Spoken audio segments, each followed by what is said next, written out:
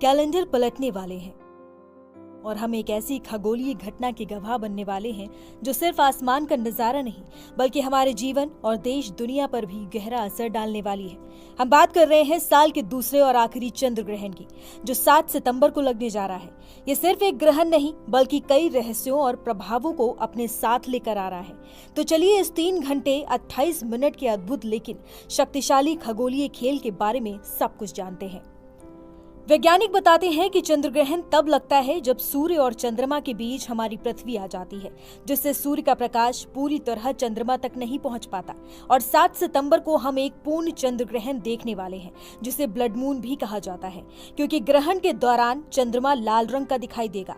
भारतीय समय अनुसार ये चंद्र ग्रहण 7 सितंबर की रात 9:58 पर शुरू होगा और 8 सितंबर की देर रात 1:26 पर इसका समापन होगा।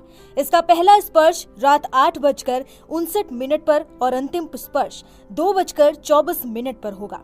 यानी भारत में इस पूरे ग्रहण की अवधि 3 घंटे 28 मिनट की होगी। और हाँ, अगर आप इसके चरम समय का इंतजार कर रहे हैं तो वो होगा रात 11:42 पर, जब चंद्रमा अपनी पूरी लालिमा के साथ दिखेगा। ज्योतिषीय मान्यताओं के अनुसार इस ग्रहण का सूतक काल 9 घंटे पहले ही यानी 7 सितंबर को दोपहर 12:57 से शुरू हो जाएगा। सूतक काल को शुभ नहीं माना जाता है। इस दौरान भोजन करना, सोना और पूजा पाठ वर्जित होता है।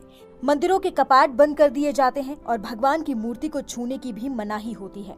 लेकिन चिंता न करें, यह समय मंत्रों का जाप करने, रामचरितमानस या पाठ करने के लिए बहुत शुभ होता है। भगवान शिव के मंत्रों का जाप करने से ग्रहण के नकारात्मक प्रभावों से बचा जा सकता है और बचे हुए खाने में तुलसी डालना ना भूलें। ये चंद्र ग्रहण सिर्फ भारत में ही नहीं बल्कि Asia, Australia, New Zealand, America, Fiji और अंटार्कटिका के कुछ हिस्सों में भी दिखाई देगा। ज्योतिष मनीषा कौशिक जी के अनुसार ये ग्रहण शनि की राशि कुंभ और गुरु के नक्षत्र पूर्व भाद्रपद में समाप्त होगा, जो इसे और भी खास बनाता है। यह ग्रहण इसलिए भी बेहद खास है क्योंकि इसी दिन से 15 दिनों के पितृपक्ष यानी श्राद्ध पक्ष की शुरुआत होने जा रही है। इसलिए यदि आपको पितरों का श्राद्ध या पिंडदान करना हो तो सूतक काल शुरू होने से पहले ही सभी अनुष्ठान पूरे कर लें। अब बात करते हैं इसके प्रभावों की। ज्योतिषीय गणनाओं के अनुसार इस चंद्र ग्रहण का भारत पर सीधा और गहरा प्रभाव देखने को मिलेगा।